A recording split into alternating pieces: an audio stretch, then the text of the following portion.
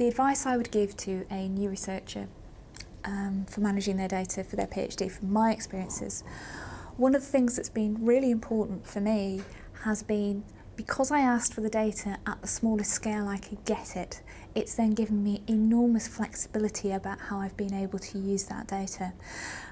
It's given me the flexibility to look at it at different scales, which is very, very important to my work, because what's come out from my focus groups is that the scales at which different phenomena occur, the high vandalism scales seem to be small and really quite localised, whereas the low vandalism areas seem to be broader neighbourhoods. This immediately means I need to be able to look at my data at multiple scales. Now I can do that very easily because I've got data at point location. I can then aggregate it to whatever scale I need, and that's been very helpful to me.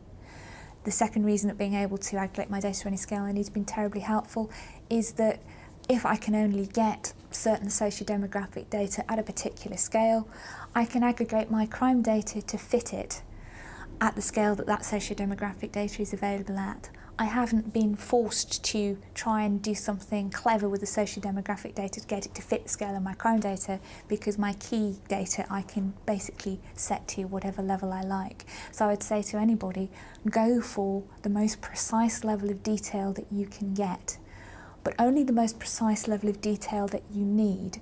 So don't ask for the name of every individual attached to the data if you don't need details on people's names, for example.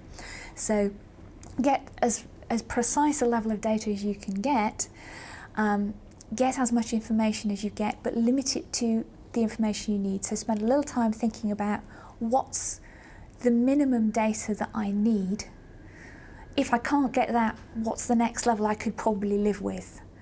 But always go for the most detail that you can get in terms of the spatial location you can get it at, I would say, because that will increase your flexibility greatly.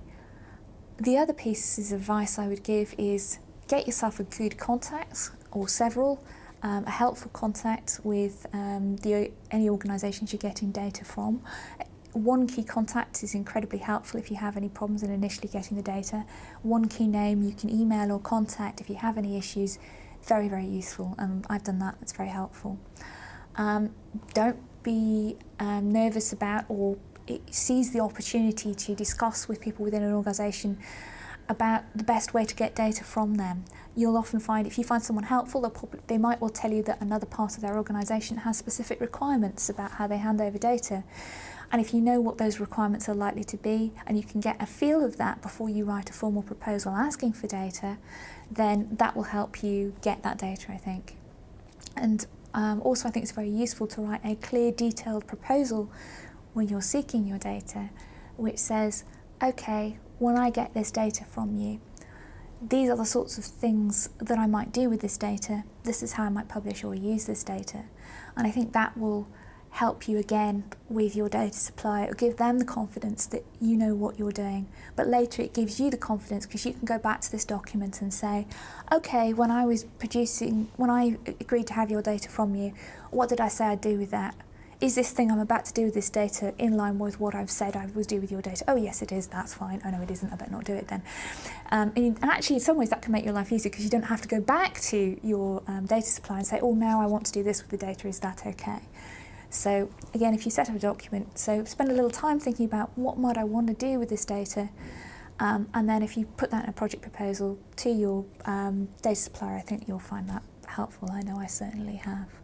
But I'm extremely grateful from the help I received from key contacts in the organisation early who I was talking to, who were able to give me advice about the nature of their data and also what sort of requirements they might have about giving me data, and that was really helpful for me in preparing my final request for data from them. Essential, I would say, in my case.